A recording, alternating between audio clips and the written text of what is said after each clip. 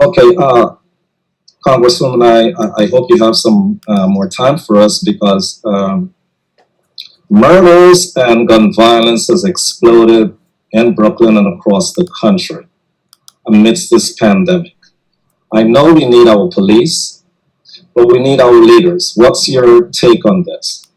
Well, I think that we have to remember that we've been fighting the battle against gun violence prior to the COVID crisis. And just because there was a pandemic doesn't mean that the tools and the approach to addressing gun violence went to the wayside as a result of the pandemic. As a matter of fact, the pandemic may have even exacerbated some of the dynamics that cause gun violence to be within our communities. From what I've been informed, there tends to be this type of violence when there is conflict among gang members, and we really have not addressed the gang violence component within our community sufficiently enough. That we have sort of tinkered at the margins, but I think that there needs to be a massive intervention in not only the gangs, but the families that are related to young men in particular who may be inclined to be co-opted by gangs. And I think this is a opportune moment, unfortunately, to do so.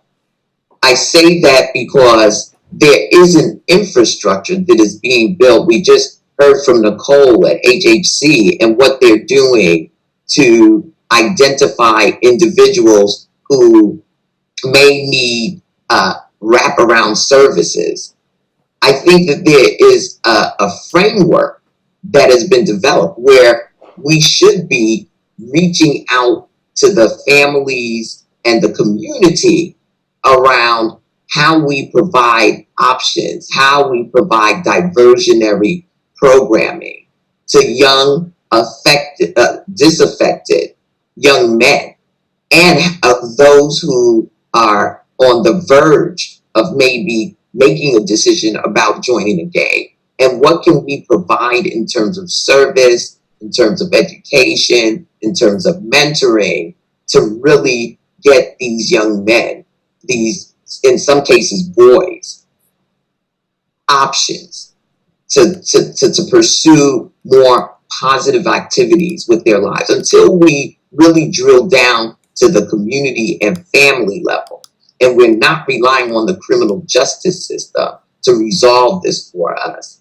We're going to be living with this type of violent conflict taking place amongst us. So my focus is on how we direct government funding and services to the most affected families where we can disrupt this engagement of young people in gang activities and lifestyles. The other side to this is there are some things that the federal government should be doing. We know that guns are not manufactured in Brooklyn. We know that for the most part, we're dealing with an illicit gun trafficking and gun trade that brings these guns into our communities.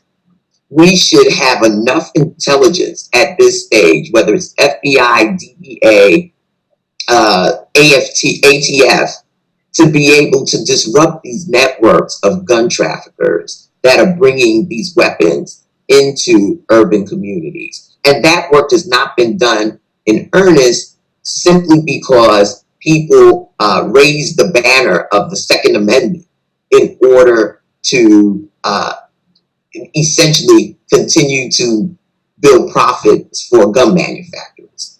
We really need to, as part of Black Lives Matter, raise gun violence up and be as strident in our battle against gun manufacturers and gun trafficking as we are about police brutality and the other dynamics that have taken Black lives.